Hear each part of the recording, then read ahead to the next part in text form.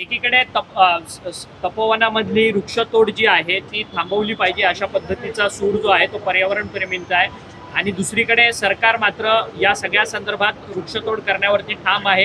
तिथंच स्थानिक प्रशासन आता राष्ट्रवादी काँग्रेस पक्षाने या सगळ्या संदर्भात उडी घेतलेली आहे. स्वतः अजित पवारांनी ट्विटरवरती ट्विट सुद्धा केलंय की अशा पद्धतीने वृक्षतोड करणं हे अत्यंत चुकीची गोष्ट आहे, म्हणून आम्ही पर्यावरण प्रेमींच्या सोबत आहोत असा एक स्टँड जो आहे तो अजित पवारांनी घेतलेला आहे. खरं तर तपोवन येथे होणाऱ्या कुंभमेळ्यामध्ये तपोवन वनातली काही वृक्षतोड त्या ठिकाणी काही लोकांकडनं करण्याचा मानस त्या ठिकाणी आहे. तपोवन वनाची एक पार्श्वभूमी आहे. तपोवन म्हणजे साधू संत महंताचं तपश्चर्या करण्याचं ते ठिकाण आहे. झाडाखाली बसून तपश्चर्या करण्याचा इतिहास त्या ठिकाणी साधू संताचा आहे आणि ते तपोवन तोडून त्या ठिकाणी येणाऱ्या भाविकांसाठी व्यवस्था करण्याचा मानस हा सरकारचा आहे. पर्यायी जागा उपलब्ध असताना तपोवनातच करू नये अशी आमची भूमिका आहे, कारण ते अनेक वर्षापासूनची वृक्ष आहेत आणि काळाची गरज बघता भविष्यातल्या पिढीचा आपण विचार करता मला वाटतं वृक्ष संवर्धन करणं हे सरकारचंच नव्हे तर प्रत्येक नागरिकाचं कर्तव्य आहे.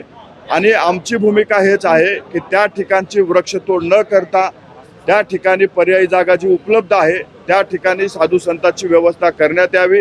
कारण प्रयागराज येथे कुंभमेळ्याला आम्हीही गेलो होतो आणि 30-40 किलोमीटर वरती चालत येऊन शाही स्नान केलेला तिथला अनुभव आमचा आहे.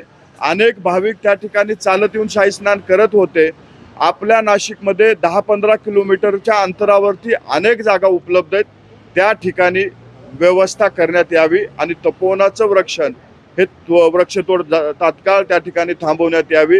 कारण वृक्ष संवर्धन करणं, वृक्ष जोपासणं, वृक्ष वाढवणं हे सरकारचीच नव्हे नागरिकाची जबाबदारी आहे.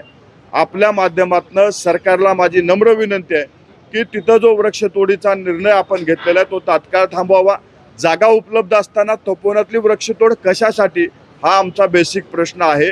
साधू संतांची व्यवस्था नक्कीच झाली पाहिजे, नक्कीच कुंभमेळ्यामध्ये येणाऱ्या भाविकांची व्यवस्था झाली पाहिजे, पण वृक्षतोड करून व्यवस्था करणं कुठंतरी गैर आहे.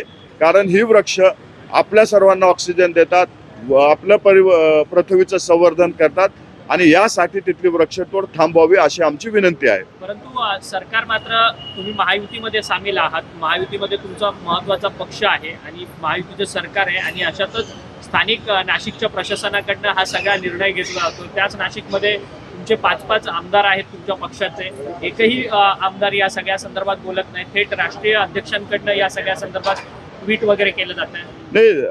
हा मुद्दा नाशिक पुरता मर्यादित असला तरी वृक्षप्रेमी म्हणून त्या ठिकाणी अनेक लोक बघतायत. आमच्याही आमदारांनी याबाबतची भूमिका स्पष्ट केलेली आहे आणि पक्षाची सुद्धा भूमिका स्पष्ट आहे.